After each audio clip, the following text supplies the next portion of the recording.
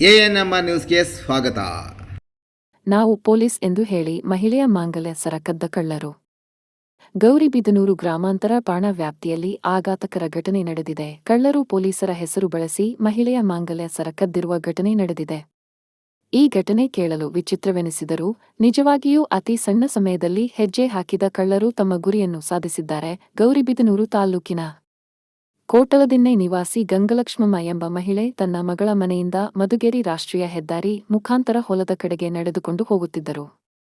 ಆ ಸಮಯದಲ್ಲಿ ಬೈಕ್ನಲ್ಲಿ ಬಂದ ಕಳ್ಳರು ಪೊಲೀಸರೆಂದು ಹೇಳಿಕೊಂಡು ಮಹಿಳೆಯನ್ನು ಯಾಮಾರಿಸಿದರು. ನಾವು ಪೊಲೀಸರು ಇಷ್ಟೊಂದು ಬಂಗಾರದ ಒಡವೆಗಳನ್ನು ಧರಿಸಬಾರದು ಎಂದು ತಿಳಿಸಿ ಅವರ ಕತ್ತಿನಲ್ಲಿದ್ದ 38 ಗ್ರಾಂ ತೂಕದ ಮಾಂಗಲ್ಯ ಸರವನ್ನು ತೆಗೆಯುವಂತೆ ಹೇಳಿದ್ದಾರೆ. ಸರವನ್ನು ತೆಗೆದ ನಂತರ ಪೇಪರ್ನಲ್ಲಿ ಸುತ್ತಿ ಜೋಪಾನ ಮಾಡುವಂತೆ ನಾಟಕವಾಡಿದ ಕಳ್ಳರು ಆ ಪೇಪರ್ನಲ್ಲಿ ಕಲ್ಲುಗಳನ್ನು ಇಟ್ಟು ದ್ವಿಚಕ್ರ ವಾಹನದಲ್ಲಿ ಅಲ್ಲಿಂದ ಎಸ್ಕೇಪ್ ಆಗಿದ್ದಾರೆ. ಸ್ಥಳದಿಂದ ಸ್ವಲ್ಪ ದೂರ ಹೋದ ನಂತರ ಗಂಗಲಕ್ಷ್ಮಮ್ಮ ಅವರಿಗೆ ಅವರ ಮಾಂಗಲ್ಯ ಸರ ಕಳ್ಳತನವಾಗಿರುವುದು ಅರಿವಾಗಿದೆ. ಈ ಕುರಿತು ಸ್ಥಳೀಯರು ಕೂಡ ಬೆಂಬತ್ತಿದರೂ ಕಳ್ಳರು ಕೋಟಾಲದಿನ್ನಿ ಬಳಿ ಕಣ್ಮರೆಯಾಗಿದ್ದಾರೆ.